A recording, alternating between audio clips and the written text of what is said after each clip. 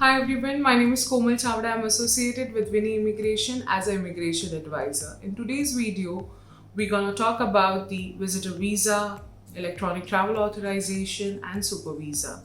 So you will not come to know the differences and how you have to apply for one of those. So before we start, please subscribe to our channel. Please click on that little bell right below so you can receive the weekly notification of our new videos. And please follow us back on our Instagram, Facebook, and please feel free to leave us a comment right below. So most of the travelers who are traveling to Canada need a visitor visa. So you also need a visitor visa if you have a connection flight, even though your final destination is not Canada. So visitor visa allows you to enter for different purposes such as tourist, visiting family and friends, business meeting, trainings, and you can also enter Canada on tourist visa for studying a short program as long the duration is for 6 months. So let's talk about the eligibility criteria. Firstly, you need to have a passport which is valid for at least for 6 months. We do recommend that you should renew your passport before applying for it because your visitor visa stamp is usually valid until the validity of your passport. So once you apply for a visitor visa, you have to demonstrate the sufficient fund available for your stay. You have to prove that you don't have any criminal conviction, any irregular immigration history in any other country. And you also need to convince the officer that you will return to your home country after the authorized period of stay. It is very important you to describe the purpose of your visit and everything you are planning to do in Canada. The amount of money that needed to show in your application will depend upon your purpose of your visit. Now, you need to also prove that you don't have any criminal conviction or any health issues or providing any misleading or false information about your visit. In this such case, it would be very harsh to reverse the decision. Something is very important you to clarify that visitor visa is a document that allows you to enter in Canada. In order to extend your stay as a visitor in Canada, you have to apply for an extension. We see a lot of people making mistakes.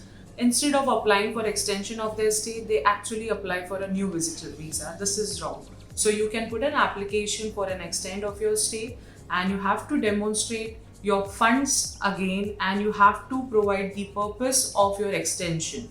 Okay, and you have to also prove that you're not doing anything legally such as working or studying without an authorization. Some countries have an agreement with Canada and the national from those countries are allowed to travel on electronic travel authorization instead of electronic visitor visa. These travelers are being considered as a safe travelers. They do not need to demonstrate any fund or provide any document about their visit in Canada. But please note that anyone who are traveling to Canada on a visitor visa or electronic privatization, they need to abide the same rules and regulation and they should not stay longer than the authorized period of stay. Now, most developed countries like Japan, New Zealand, Australia are eligible for this electronic travel authorization, which means their processing fee is almost cheap and their processing time is almost instantly. Now, these are the very good advantages to have. Now, please note if anyone who are entering in Canada on electronic travel authorization or electronic visitor visa, they are allowed to stay in the country up to 6 months.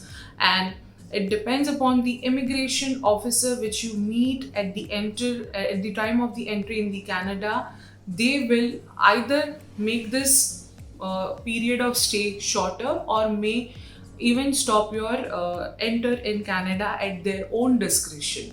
Something is very important to say that if you're planning to change your status from visitor to worker or student, you should exercise cautious because in most regular scenarios, you're not allowed to do these changes within the country. Your application must be sent outside of Canada. Now, you can make sure that you fit in all the exceptions and you can count on us for booking your consultation with our team of specialists. Now let's talk about the super visas. Super visa is a visa directed to parents or grandparents. So the person who holds a super visa can stay up to in Canada for 2 years. Now this is different from the regular authorization. In order to apply for a super visa, you should be a parent or a grandparent to a Canadian citizen or a permanent residency holder. You should have an invitation letter from your child and grandchild promising that they will cover up all your expenses throughout the stay. Now, in order to apply for a super parent visa, your child or grandchild also need to have a sufficient fund as per their last income taxes, and you have to go through a medical examination, and where you have to be in a very good health, you don't have any chronic disease or any expensive treatment need to be done. So for that medical insurance, it should be at least a coverage of 100,000 Canadian dollars. It is very important to say that super parent visa must be applied outside of Canada, and you cannot include dependent under this application, even they are minor. So for them, you have to apply for a regular visa so they can accompany your parent or grandparent to Canada. So I think I have covered up pretty much everything that is important you to know. And if you like the video, please give us a thumbs up, and please subscribe to our channel and do let us know, and please feel free to leave us a comment right below. See you next time. Thanks for watching.